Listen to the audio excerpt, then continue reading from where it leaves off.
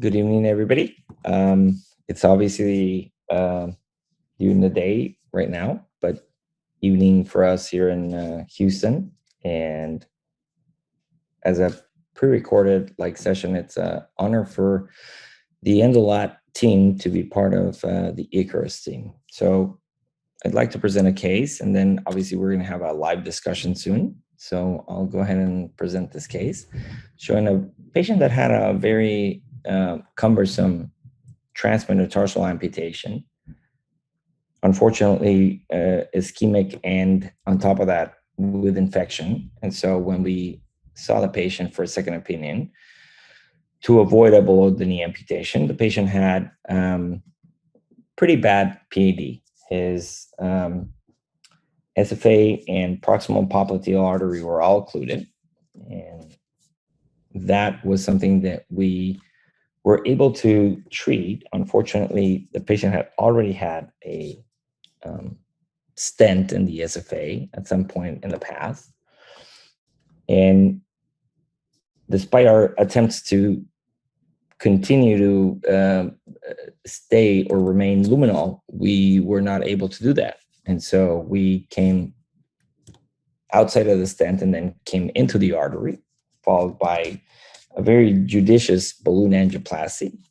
And then the question is, what do you use? What do you use in areas that have high flexibility points?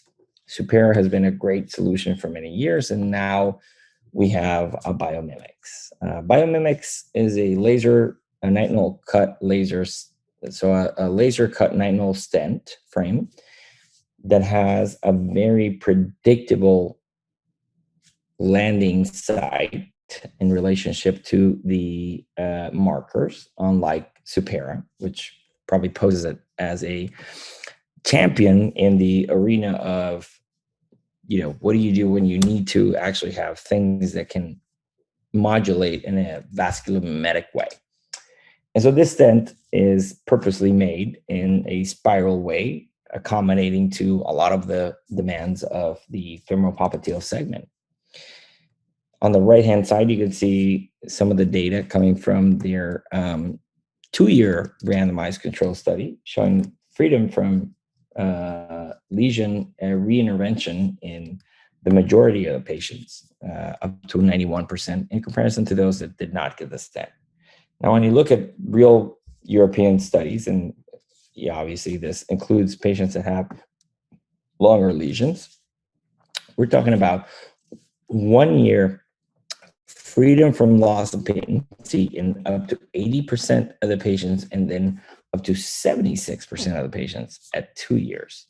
And this includes patients that have a mean lesion length of 127 millimeters, plus minus 92, 57% of the patients with a chronic total occlusion, 38% with moderate to severe calcification, and then 24% of patients that had actually critical limb ischemia.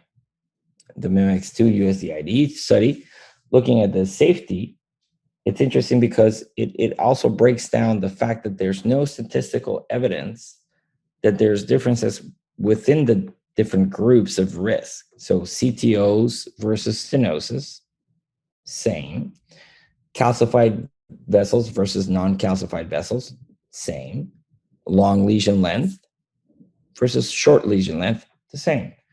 All to say that this are actually very amenable patients. So back to my case, I was able to cross a wire. Remember, there was a occluded stent in the distal SFA that I never was able to get luminal. So I actually kind of went besides the stent and then was able to re-enter. And then 6 months later, this is the duplex that we're seeing in this patient. So this patient has biphasic, beautiful signals from the proximal SFA to the mid SFA to the stent SFA to actually the popliteal artery. And if you look at the AVIs, regardless of a relatively poor and compromised outflow, the patient has still good clinical condition. The patient actually went from having a poor transmetatarsal amputation to a modified TMA that did really well. So, in general terms, I believe this patient did really well. And I think it's a story of success of not only the therapy, but also the patency and the technology utilized.